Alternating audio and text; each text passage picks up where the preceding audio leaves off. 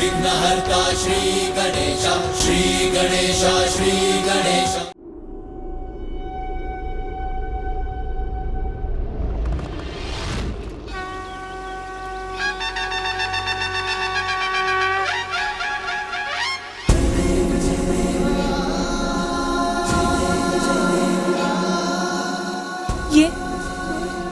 ये क्या हो गया? प्रिय। स्वामी, स्वामी, मैंने एक शिशु की आकृति देखी, जैसे वो मेरे साथ लुक्का छुपी खेल रहा हो। फिर मैंने उसे चित्रित करना प्रारंभ किया। उससे एक प्रकाश निकला और ये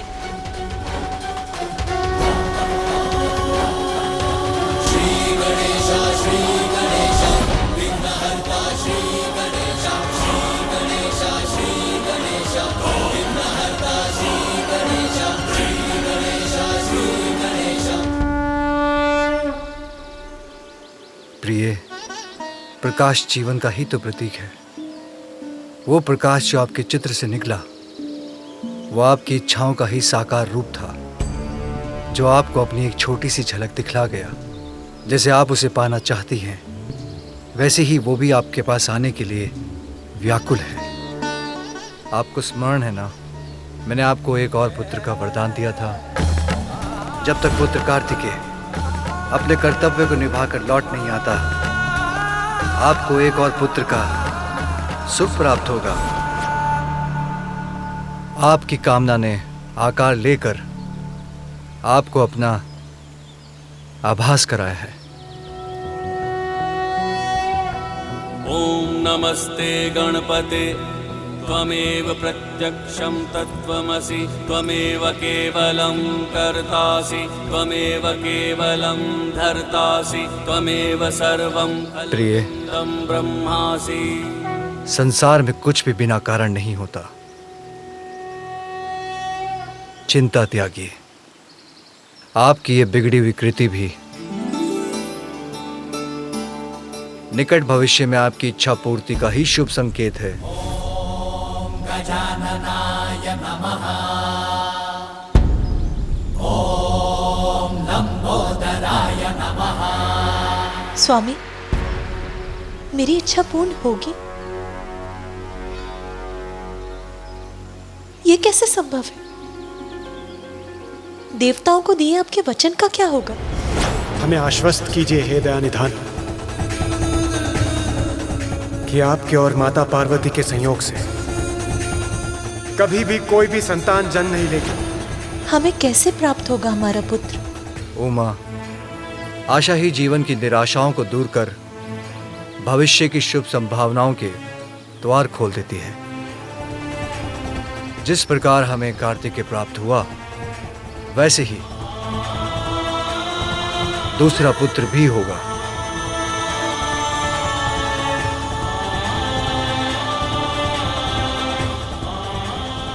किंतु उसके लिए आपको कुछ विशेष करना होगा प्रिय। क्या करना होगा स्वामी? देवताओं को दिए आपके वचन से कैसे मुक्ति मिलेगी? पुण्य व्रत।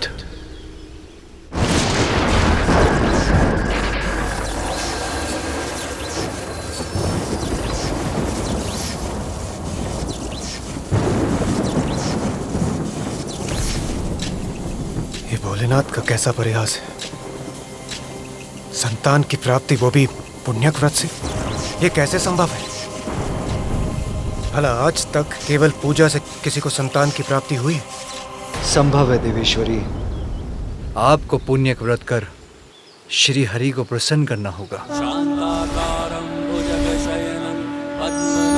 क्योंकि श्री हरि तो निराशा के अतल सागर से भी आशा के मोती चुन लाते हैं, असंभव को संभव बना देते हैं। किंतु स्वामी, श्रीहरि विष्णु तो मेरे भ्राता हैं। मैं उनसे जो मांगूंगी वो सहज ही प्रदान कर देंगे। फिर किसी व्रत की क्या आवश्यकता है? सत्य है, किंतु संसार में कुछ भी प्राप्त करने के लिए कठोर साधना करनी पड़ती है। आपका ये व्रत संपूर्ण सृष्टि के सामने एक उदाहरण होगा। यदि यही आवश्यक है तो मैं पुण्यक व्रत अवश्य करूंगी। किंतु पुण्यक व्रत लंबी अवधि की कठोर साधना से ही संपन्न होता है पार्वती। ये व्रत आपको अकेले ही करना होगा। इतने लंबे समय तक मेरे साथ से वंचित रहने का कष्ट उठा सकेंगी आप?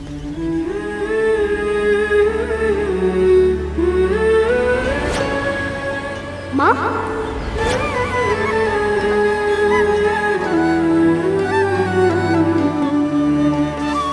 आपसे दूर रहने का कष्ट तो असहनीय होगा स्वामी, किंतु कुछ समय तक आपसे दूर रहकर जीवन भर अपने पुत्र का साथ तो प्राप्त कर सकूंगी मैं। यदि पुण्यक व्रत के लिए ये आवश्यक है तो ये भी सहूंगी मैं। नारायण नारायण इंद्रदेव, नारायण नारायण।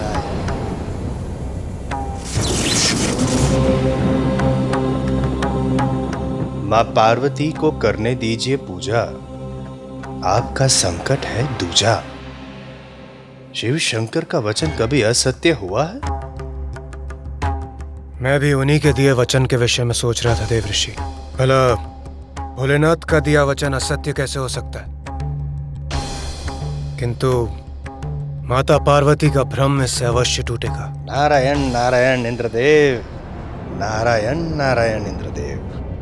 उधर देखिए इंद्रदेव, जो वरदान मांगने जा रहा है अपने तप को बनाकर सफल, महासंकट खड़ा हो जाएगा देवताओं के लिए यदि मिल गया उसे वरदान का फल। नारायण नारायण।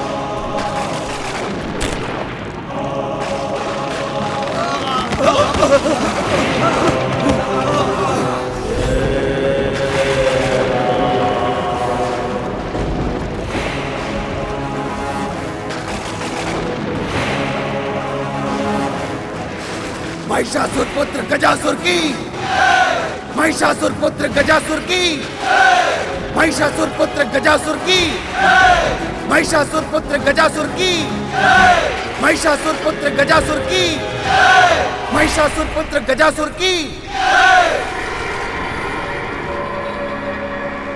महिषासुर पुत्र गजासुर की, महिषासुर पुत्र गजासुर की, महिषासुर पुत्र गजासुर की, महिषासुर पुत्र गजासुर की, महिषासुर पुत्र गजासुर की, महिषासुर पुत्र गजासुर की।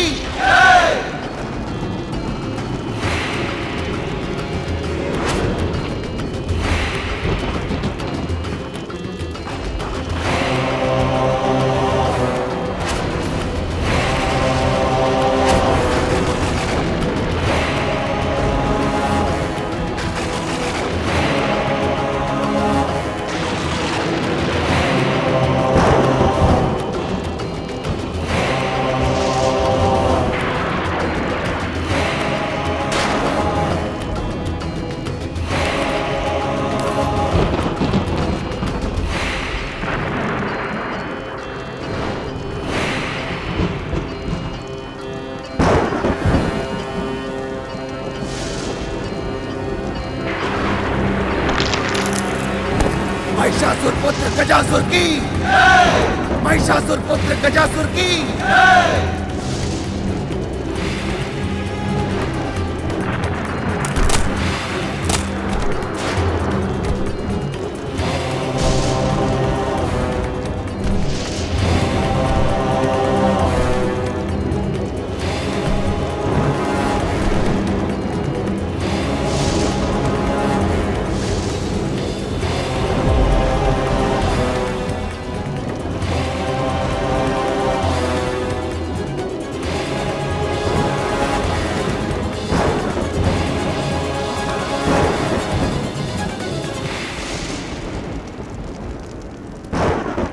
भोलेनाथ,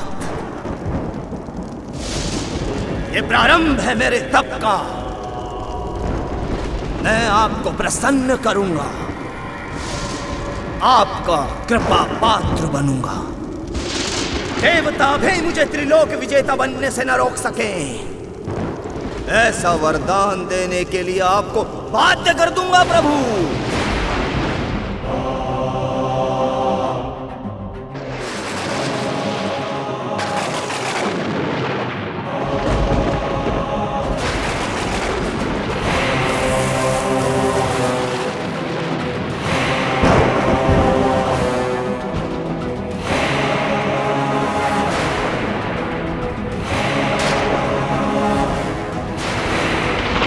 मुझे देवताओं के साथ मिलकर इसकी तपस्या को रोकना ही होगा। जग की जो जननी है पुत्र के लिए, पुण्यक व्रत करने संकल्प है लिए। सुख त्याग तैयारी कर रही कठोर, कष्ट बोध भूली भाव से बही विभोर। भूमि पे सोए माँ प्रबंध सब किए, स्वयं लाए नीर फल सुमन हरि लिए। अरुणोदय जाग शुद्धि कर्म में लगी, व्रत है तू श्रृंगार माता कर रही।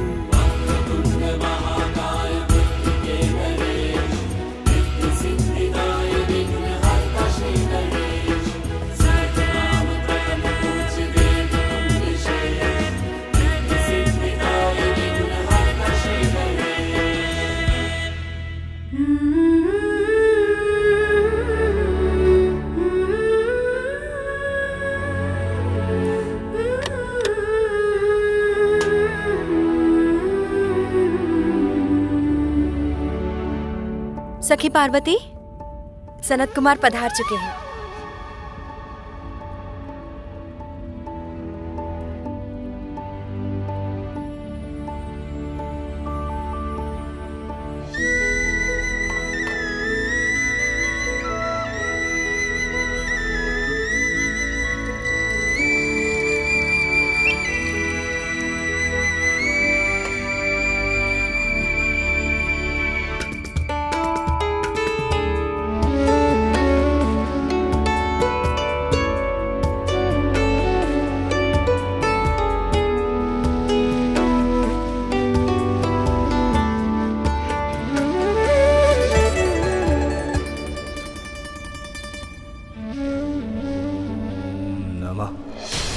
शिवाय।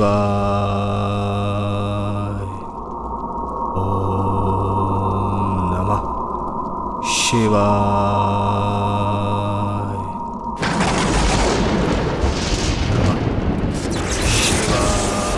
गजासुर का तप प्रबल होता जा रहा है। इस प्रकार तो ये महादेव का वरदान प्राप्त कर हमारे लिए महान संकट का रूप ले लेगा।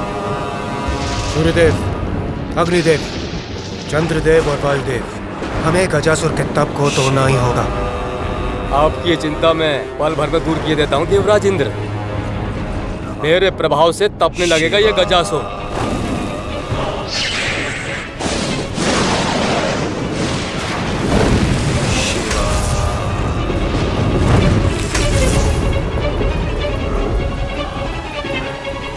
ओम नमः शिवाय।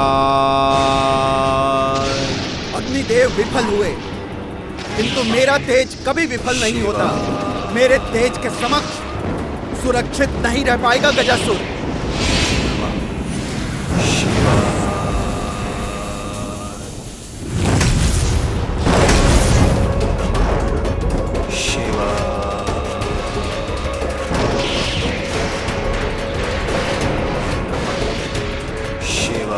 देवगण, इससे पहले कि गजासुर और भी शक्तिशाली बन हमारी महिमा को छिन्न भिन्न करे, उसके पूर्व हमें अपनी सारी शक्तियों को एकत्रित कर इस पर पार करना होगा। इसके तप को सफल होने से रोकना होगा हमें।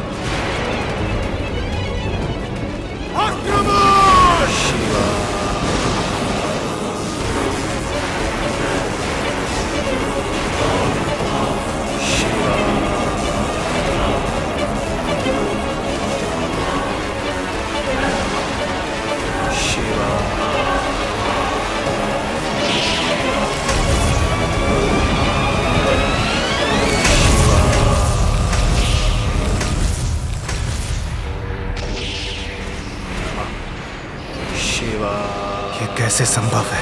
देवता होकर भी हम उस गजासुर को उसके तप से डिगा नहीं पाए। ओम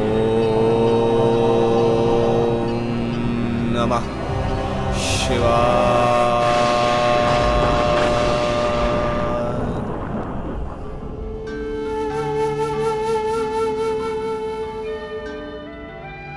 देवी पार्वती, विधिवत रूप से व्रत का आरंभ करने के पश्चात यदि उसमें किसी प्रकार का विघ्न उत्पन्न होगा तो अनर्थ होगा। आप आश्वस्त रहें ऋषिवर, मैं अभी निर्विघ्न व्रत संपन्न करने का उपाय किए देती हूँ। कैलाश के रक्षक, महादेव के वाहन, सौम्य और बलवान, आइए नंदी।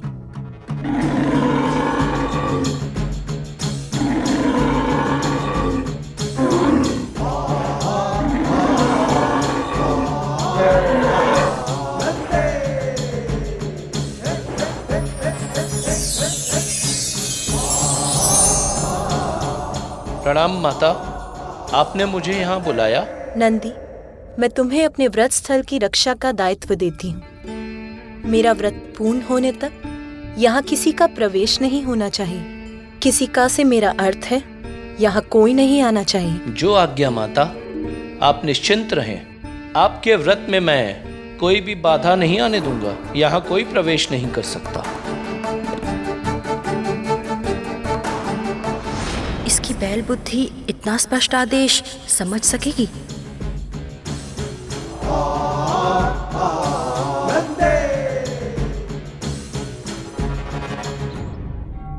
माता पार्वती, सूर्य देवता उदित हो चुके हैं।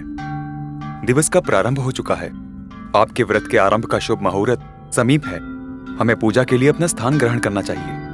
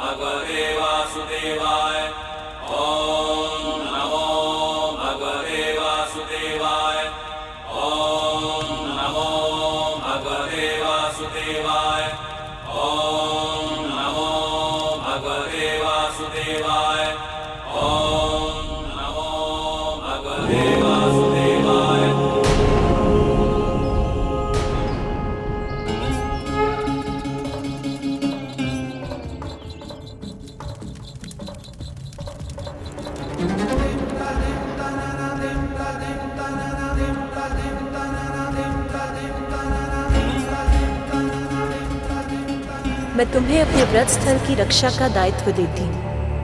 मेरा व्रत पूर्ण होने तक यहाँ किसी का प्रवेश नहीं होना चाहिए। किसी का से मेरा अर्थ है यहाँ कोई नहीं आना चाहिए।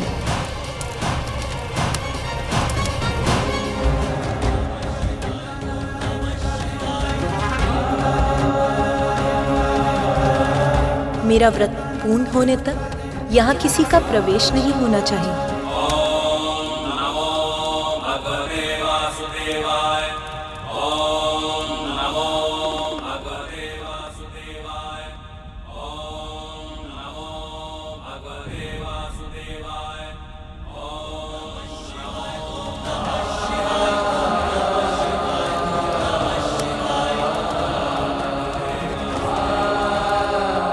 प्रभु, प्रभु वो माता ने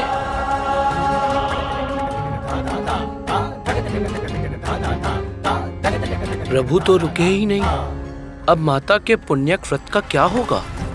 मैं शिव शंकर की अर्धांगिनी पार्वती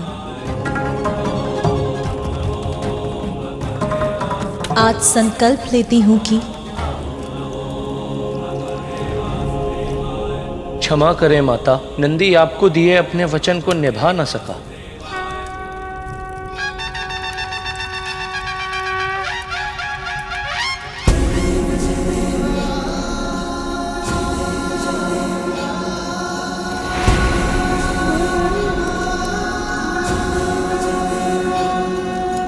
प्रिय,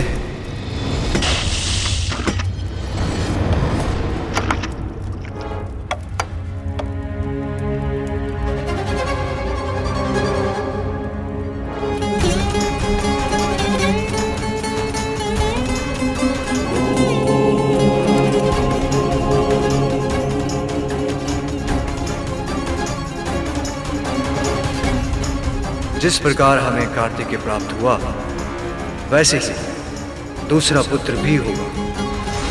क्या करना होगा स्वामी? पुण्य व्रत। यदि यही आवश्यक है तो मैं पुण्यक व्रत अवश्य करूंगी। किंतु पुण्यक व्रत कई दिव्य वर्षों की कठोर साधना से संपन्न होता है।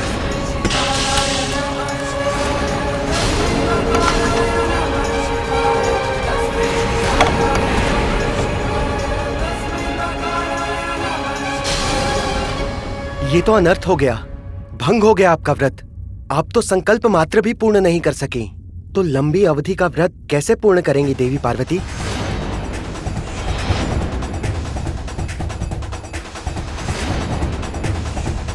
आपने भीतर कैसे प्रवेश किया स्वामी?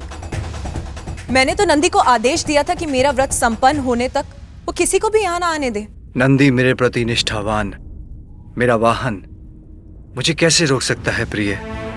मेरे विश्वास को खंडित कर दिया नंदी ने। मैं समझ गई कि स्वामी के समक्ष उसके लिए मेरे आदेश का कोई मूल्य नहीं है। आज मेरे व्रत के आरंभ का शुभ मुहूर्त बीत गया।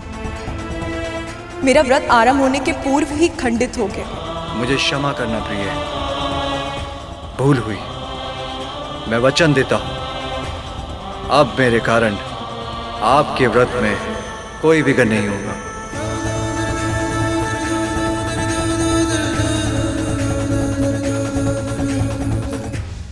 आरंभ में ही व्रत का खंडित होना, क्या ये इस बात का संकेत है कि मेरे दूसरे पुत्र पाने की कामना कभी पूर्ण नहीं होगी?